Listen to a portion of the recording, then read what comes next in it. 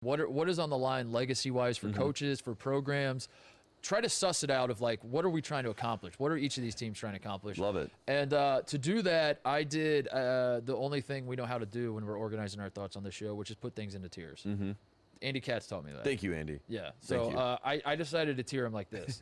I'm going to start at the top. So I'll do my tiers, and then I guess maybe for the purpose of the show, you can just say if you agree or I'll disagree. agree if or add someone to that tier. Yeah, that's easy. That's easy. So my first tier is this is the must win the title tier. And what I mean by that is kind of what we just said. It's like the title or bust. We nothing else will do. Nothing else, everything else will feel like a failure. And I have one team, and it's Gonzaga. Gonzaga is the only team. Gonzaga has been to the Final Four, as you said. They've been to 4 Elite Eights. This is all they have left to do. They're undefeated. So, you know, like, I don't think an undefeated season is something that had to be done this year. I don't think. I think you still respect Gonzaga if they win the national title and they lost a couple games along the way, obviously. But now that they're here and they're undefeated, I think they have to finish this thing off, right? Absolutely. And I think we're at the point where if they don't, like you said, even if it's a 12 overtime game, we have all the naysayers say, see, I told you they couldn't win the big one. And I think that's where Mark Few is. It kind of reminds me a little bit. The big ones always move, by the way. Exactly. It used to be the Elite Eight game. It is literally the goalposts are always being moved. That is what is going on. And I remember when Phil Mickelson, not to make it a golf reference, but Phil Mickelson, his whole career, right? I mean, he goes and loses, you know, to Payne Stewart, you know, in the U.S. Open. He's number 2. We all remember that moment in time, and everyone's like, man, I wonder if Phil's ever going to win one. You know, 3 years go by, still hasn't won one. I don't think he's ever going to win one, you know? Then finally the 04 Masters comes.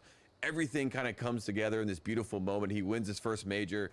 Monkeys off the back, we move on, and now he's one of the greatest golfers we know. Then, it does feel like Gonzaga, this could be the 04 Masters. Well, no, Phil wins the first one, and then you go, but can he do it again? Was that a fluke?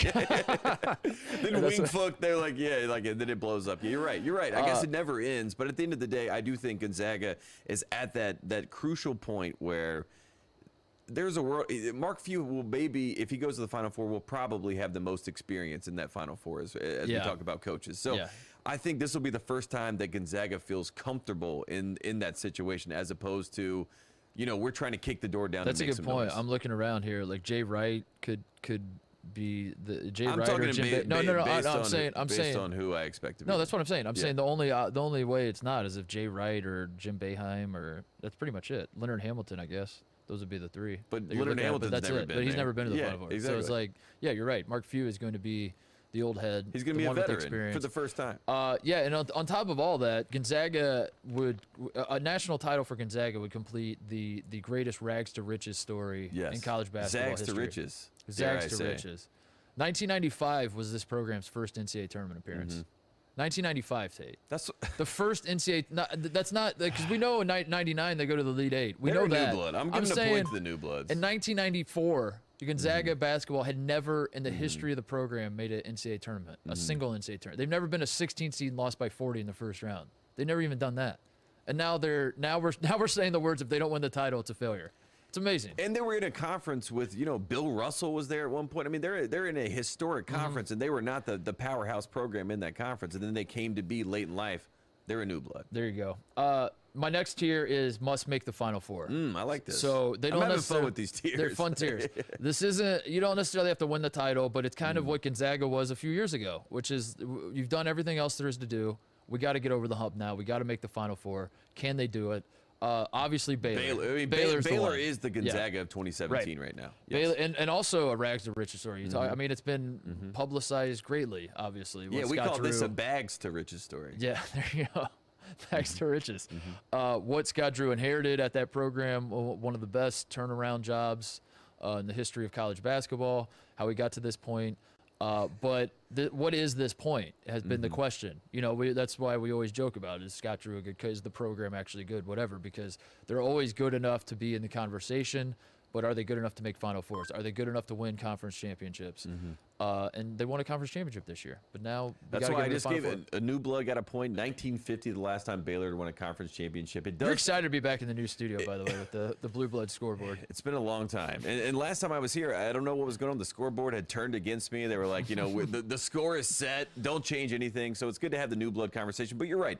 Baylor, Scott Drew, they have to get to the Final Four. They have to get over that hurdle. And then once they do that, like you said, the goalpost will be moved to now you have to win the title. Now you have to win the title. But that's how we're at that stage now. Yes. Scott Drew has been the Elite Eight twice. Baylor last year for 5 weeks was ranked #1 in the country. So we're done.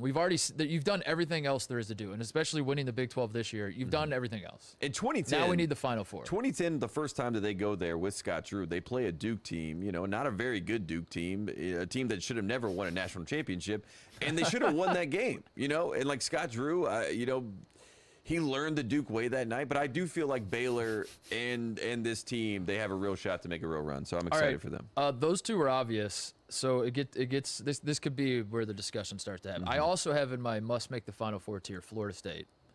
Agreed. You agree with that? Yes, Coach Hamilton. So the big push, Roy Williams said it after they beat Florida State this year in Chapel Hill. He said Leonard Hamilton should be a lock for the Hall of Fame. And then you have, of course, the people that come back and say, why? He's never made the Final Four. He's never made a Final Four. Yeah. He's never done this. He's never done that. But obviously, Leonard Hamilton is a pillar in the game of college basketball. He's been around through so many iterations of the sport. He is literally an icon living. And I think if he goes to this Final Four, we finally get to give him his flowers. So for me, that's why he has to do this. Florida State's only Final Four is 1972. Also, Florida State a new blood.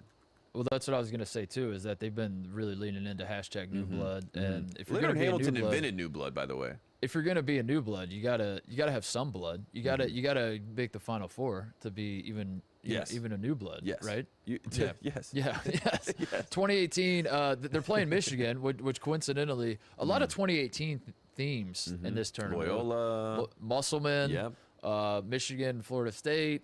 Others, that could be the Final Four, Villanova, right? So Florida State, Leonard Hamilton 1-3 in Sweet 16 games in his career. He has won the old Big East before. He has won the new ACC titles. So the two of the strongest conferences in college basketball history. But he's never been to a Final Four. We need that.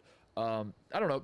Florida State's going to bring a lot of guys back, I think, and they're going to be good for a while moving forward, so it's not like now or never, but at the same time, that's what we're waiting on. We're waiting on Florida State to make the leap, make the jump, get the Final Four. And it does seem like with Florida State this year as a 4 seed, there is less expectation on them to do it, which I feel better about. A lot of times with Florida State, you see the writing on the wall, they have the talent, you expect it to be the year, and they come up short. So fingers crossed for Coach Ham. Also in my must make the Final Four tier, I have the Houston Cougars, who have averaged 27 wins per season over the last 4 years.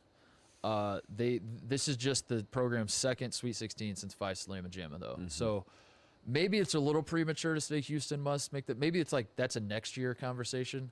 But Houston's getting to the point now where they're winning a ton of games in the American, and I'm ready to not think that they're frauds anymore. I'm ready for them to say, shut up. Here you go. Here's a Final Four for you.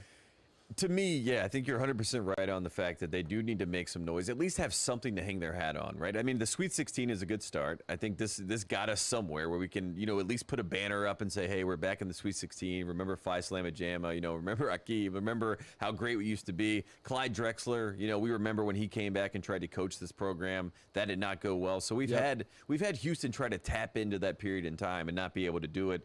I'm happy for Sampson that he's been able to create this new iteration of Houston. I'm not sure that they have to make a Final Four, but they have to be respectable if they lose this game, right? Like if Syracuse comes in here, it has to be respectable. Like if Syracuse comes in and blows them out, and Buddy Boeheim hits 9-10 threes, and Jim Boeheim's giving the 2 to Lou pretty soon. That's not good for Houston, the program, because like you said, we have the greatest facade working in our favor, which is we are a 25 win. We are up with the new bloods, the blue bloods, whatever. We're one of those teams. And you have to play up to that level on this stage because now people are actually watching. And this is what we take away, right? I mean, the general consensus comes from the tournament, unfortunately. Exactly. Regardless of what happens in the regular season, that's what happens. Also, Kelvin Sampson has been to one Final Four. It was 2002 with Oklahoma. And you know who they lost to? Yeah. Indiana. Isn't that funny? Funny how life works And sometimes. That's his only Final Four appearance. Sampson was a 1 seed at Oklahoma that year in the tournament. Hughes also obviously goes on to win the tournament. And apparently... No, this was 02. Oh, this is 02. Oh, so I'm talking about 03. Yeah, 03 was when Sampson was the 1 seed with Oklahoma. But they played... Syracuse and Houston, last time they played was in 2003. So a lot of Syracuse fans are bringing this up, trying to. But the last time we saw 2003 brought up, it was by Cade Cunningham. I was gonna say maybe Cade Cunningham was right. Don't bring up 03. No, maybe Cade Cunningham was right. It was like, this is gonna be 2003 all over again, and Syracuse fans were like, "You're damn right." You're right. It's just there's our Carmelo. His name's Buddy Boeheim. Hey there, thanks for watching Titus and Tate. For the full friend of the program experience, subscribe right below and come join us for all things college basketball. The action is heating up. Come join Titus and Tate.